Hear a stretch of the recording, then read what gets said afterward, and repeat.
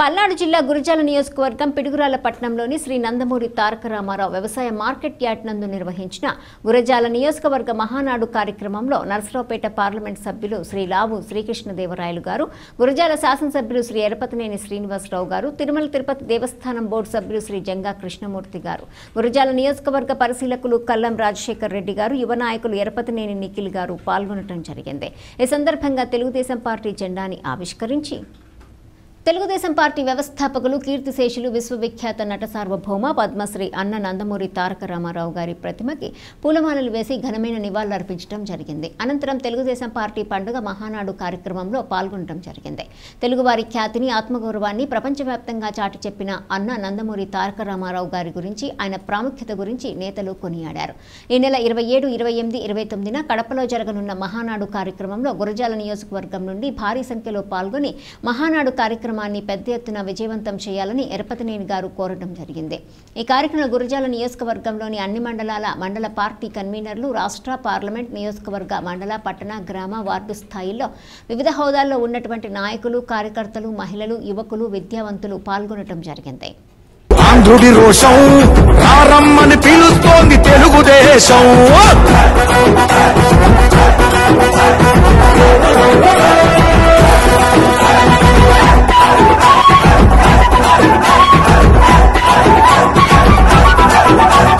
నందమూరి ఆవేశపు అర్థం నువ్వు, చంద్రబాబు స్వర్ణాంధ్రకు అర్థం నువ్వు.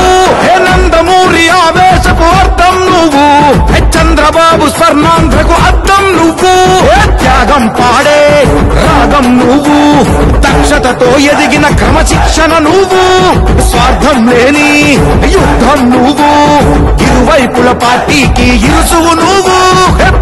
మంది తెలుగుదేశం పార్టీ కార్యకర్తలు చనిపోయారు.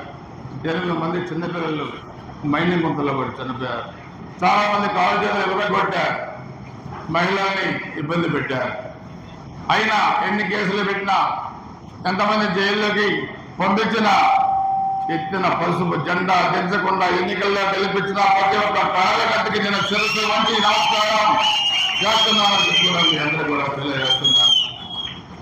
ఒక అనాథకమైన పరిస్థితుల్లో వైనాడు 75 నుంచి 11కు దిగజారారు. 151 మధ్యలో దేవుడు 5 తీసేసి అటు 11 ఇచ్చాడు. ఇది ట్విస్ట్. ఆ రోజు అన్నారు 23 మంది ఎమ్మెల్యేలను చేర్పించుకుంటే దేవుడు వాళ్ళకి 23 ఇచ్చారు తెలుగుదేశం ఎమ్మెల్యేలకి. ఇది దేవుడు రాసిన స్క్రిప్ట్ అన్నారు. మరి ఇది ఎవరు రాసిన స్క్రిప్ట్ అని మీరు చెప్పాలి. 11 సీట్లని. సో 164 సీట్లు ఎన్డీఏకి మనకి ఇస్తే 93% మరి ఎన్నికల్లో మనం గెలిచాం. రాష్ట్రం 1924 మధ్య ఒక అస్తవ్యస్తమైన ఆర్థిక పరిస్థితుల్లో కూరకుపోయింది. ఒక అరాచకవాది, ఒక ఆర్థిక ఉగ్రవాది, ఒక చేతగాని ముఖ్యమంత్రి జగన్మోహన్ రెడ్డి చేసిన పరిపాలన ఈరోజు రాష్ట్రం అతలాకుతలం అయిపోయింది. గుంతలు కూడా పుట్టలేని పరిస్థితుల్లో రాష్ట్రం పోయింది. జీతాలు ఇవ్వలేని పరిస్థితుల్లో రాష్ట్రం పోయింది. డ్వాక్రా మహిళలు దాచుకున్న డబ్బులు వాడుకునే పరిస్థితులకి రాష్ట్రం పోయింది. రాజధాని లేని రాష్ట్రంలో చేసి 3 ముక్కలాడే పరిస్థితుల్లో రాజధాని లేని రాష్ట్రం చేశాడు ఈ జగన్మోహన్ రెడ్డి. మన గుంటూరు జిల్లాలో ఉన్న రాజధానిని కులాలంటే కట్టారు, మతాలంటే కట్టారు, పార్టీలు అంటే కట్టారు. బ్రహ్మాండంగా విలాసవంతమైన భవనం 480 కోట్లతో రుషికోటలో కట్టుకున్నారు. ఎవరు సొమ్ము ఇది?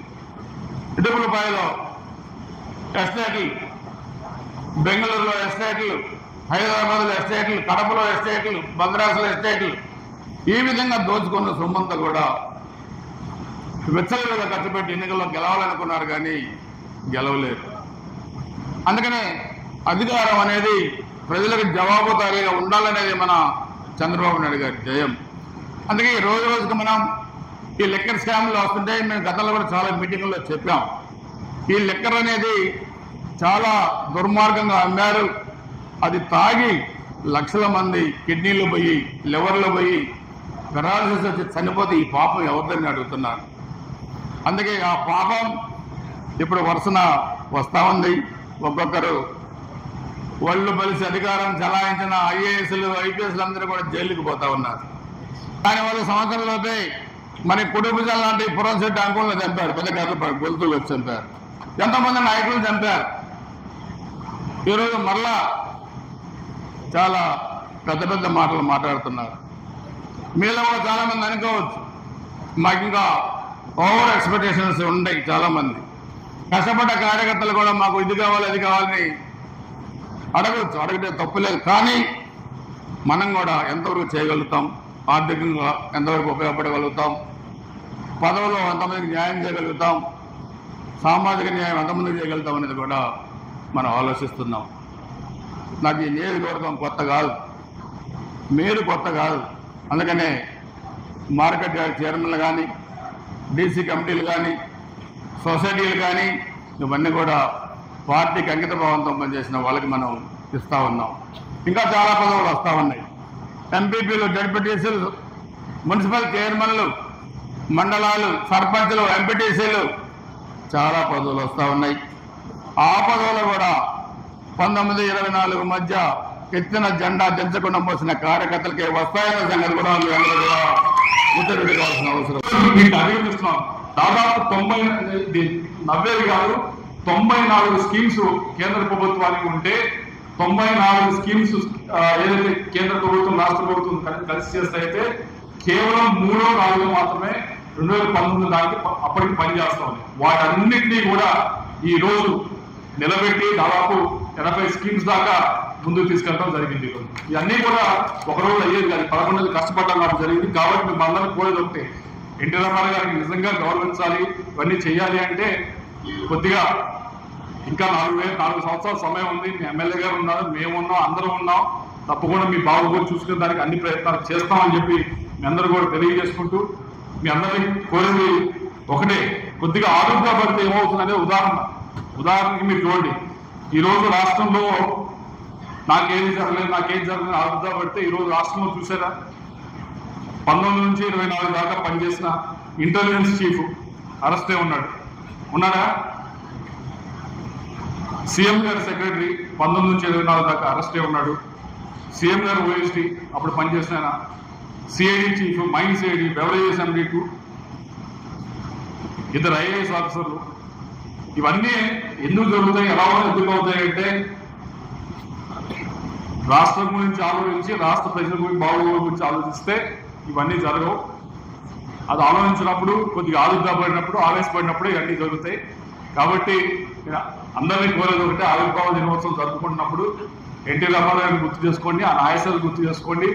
ఆయన్ని గౌరవించాలి అంటే దయచేసి కొద్దిగా మీ అందరూ కూడా కలిసి రావాలని చెప్పి మీరందరూ కూడా కోరుతూ నాకు అవకాశం కోసం అని చెప్పి ప్రతి ఒక్కరికి కూడా ధన్యవాదాలు తీసుకుంటాం. ఎంతో మంది ఆ రోజు మరి అన్న నందమూరి తారక రామారావు గారి తర్వాత చంద్రబాబు నాయుడు గారు ఇన్నేళ్ళు పార్టీని విజయ దుందుతో ముందుకు నడిపిస్తూ మరి ఈ రోజు నారా లోకేష్ గారి ఆధ్వర్యంలో కార్యకర్తల సంక్షేమం కానీ పార్టీని ముందు నడిపించడంలో కానీ నారా లోకేష్ గారు కీలక పాత్ర పోషిస్తూ ఉన్నారు. ఎంతో మంది ఎన్నో మాట్లాడారు. తెలుగుదేశం పార్టీ సంక్షేమంలో ఉన్నప్పుడు ఈ పార్టీ బలహీనంగా మాట్లాడారు, ఈ పార్టీ మళ్ళీ అధికారంలో రాదని మాట్లాడారు. కానీ తెలుగుదేశం పార్టీ నాయకులు, కార్యకర్తలు చేసిన కృషితో అధినాయకుల నుంచి కార్యకర్త దాకా ప్రతి ఒక్కరు కూడా పట్టుదలతో పనిచేసి ప్రజల మద్దతుతో మళ్ళీ విజయదుందుకి మోగించిన చరిత్ర తెలుగుదేశం పార్టీ అని చెప్పడం ఎంతో అవసరం. తెలుగు జాతి ఉన్నంత వరకు అన్న నందమూరి తారక రామారావు గారు తెలుగు ప్రజల గుండెల్లో ఉంటారు. తెలుగు జాతి ఉన్నంత వరకు తెలుగుదేశం పార్టీ ఉంటుందని చెప్పి కూడా ప్రతి ఒక్కరు కూడా గుర్తుపెట్టుకోవాల్సిన అవసరం ఉంది. అదేవిధంగా మనం చూసుకున్నట్లయితే కనుక మొన్న 2019 నుంచి 24 మధ్యలో గత ప్రభుత్వంలో తెలుగుదేశం పార్టీ కార్యకర్తల్ని, నాయకుల్ని ఎంతో ఇబ్బంది పెట్టారు. తెలుగుదేశం పార్టీ జెండా లేకుండా చేయాలని చూశారు. మన అధినాయకుడు చంద్రబాబు నాయుడు గారిని జైల్లో పెట్టి 53 రోజులు ఇబ్బంది పెట్టారు. మన తల్లి భువనేశ్వరి గారిని అవమానించారు. మనందరినీ పోలీస్ స్టేషన్ వేసి అక్రమ కేసులు పెట్టారు. అయినా కానీ ఏ ఒక్క కార్యకర్త కానీ, నాయకుడు కానీ బెదరకుండా తొడగొట్టి ఎదురించి ఈ రోజు విజయం చేయడం ఎగరవేసిన ఘనత మన తెలుగుదేశం పార్టీలని చెప్పి గుర్తుపెట్టుకోవాల్సిన అవసరం ఉంది. కష్టపడ్డ కార్యకర్తలు ఉన్నారు, కష్టపడ్డ నాయకులు ఉన్నారు. ఈ విజయ దుందుబిలో పాల్గొన్న చాలా మంది నాయకులు, కార్యకర్తలు మన దగ్గర ఉన్నారు. ప్రతి ఒక్కరికి న్యాయం చేయాల్సిన అవసరం ఉంది. గౌరవ శాసనసభ్యులు ఎర్రపతినేని శ్రీనివాసరావు గారు, గౌరవ పార్లమెంట్ సభ్యులు శ్రీకృష్ణదేవరావు ఇద్దరు కూడా మరి కష్టపడ్డ కార్యకర్తలకి న్యాయం చేయాలనే ఆలోచనలో ఉన్నారు. ఇప్పటికే కొంతమంది కార్యకర్తలకి నాయకులకు కూడా న్యాయం జరిగింది. త్వరలోనే ఇంకా మిగిలిన కార్యకర్తలు కానీ ఎవరైతే కష్టపడ్డారో వాళ్ళందరూ కూడా న్యాయం చేసే బాధ్యత ఎంపీ గారు ఎమ్మెల్యే గారు తీసుకుంటారని చెప్పి మీ అందరూ గుర్తుపెట్టుకోవాల్సిన అవసరం ఉంది. ఈ యొక్క నియోజకవర్గానికి సంబంధించి 682 నుండే పార్టీ పెట్టినప్పుడు కూడా పార్టీలో ఉన్నాను, 96 కూడా పార్టీలో ఉన్నాను.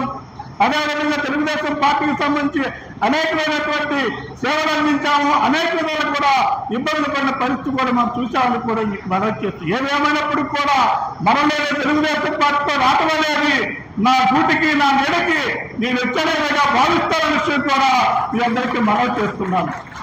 తెలుగుదేశం పార్టీ కాదు, తెలుగుదేశం పార్టీ ప్రజల్లో గుడ్డు పెట్టుకున్నటువంటి ఒక మహానీయమైనటువంటి ఒక సంస్థ, ఒక వ్యవస్థ ఇది. ఎందుకంటే ఈరోజు మనం చూసాం, ఆ రోజు అన్న ఎన్టీ రామారావు ఏ ఆశయాల కోసం అయితే పార్టీని స్థాపించాడో, ఆ రోజు ఎన్టీ రామారావు గారు పేద పరుగు బలహీన వర్గాలకు సంబంధించిన వాళ్ళందరూ కూడా ఆర్థికంగా, సామాజికంగా, రాజకీయంగా ఎదగాలని ఆలోచన చేశారో, ఈ రోజు ఆ వారసత్వాన్ని కొనసాగిస్తున్న చంద్రబాబు నాయుడు విషయం కూడా మీకు మనవి చేస్తున్నాం. ఈ పార్టీకి సంబంధించి ఒకటే చేయాలి, దౌర్జన్యాలు, అక్రమాలకు సంబంధించి కానీ, అవినీతికి సంబంధించి కానీ ఈరోజు అనేకమైనటువంటి కుంభకోణాలు మనం చూస్తున్న పరిస్థితుల్లో నేను కూడా ఒకటే ఆలోచించాను. ఈ రాష్ట్రం బాగుపడాలన్నా, ఈ దేశంలో ఈ రాష్ట్రంలో బడుగు బలహీన వర్గాలకి, బీసీ వర్గాలకి, ఎస్సీ ఎస్టీ మైనార్టీ వర్గాలకి మేలు జరగాలన్నా, ఈ రాష్ట్రం పురోగతి చెందాలన్నా, ఈ రాష్ట్రంలో సంక్షేమ కార్యక్రమాలు అమలు జరపాలన్నా ఏకైక నాయకుడు, ఒక విజులు గల నాయకుడు, ఒక తపస్సు గల నాయకుడు, ఒక ఆలోచన గల నాయకుడు అలా చంద్రబాబు నాయుడు విషయం కూడా మనం చేస్తూ, అందుకే నేను పార్టీలో చేరిన విషయం కూడా మీకు ఒక కథ గుర్తు చేస్తున్నాను. ఈ యొక్క పార్టీకి సంబంధించినటువంటి విధానంలో ఆ పార్టీ చేసిన కార్యక్రమాన్ని మొత్తం కూడా మనందరం కూడా ముందుకు చేయాల్సిన అవసరం చెప్తూ, ఎందుకంటే కేవలం 2 నిమిషాలు మాత్రం నేను ఎంపీ గారికి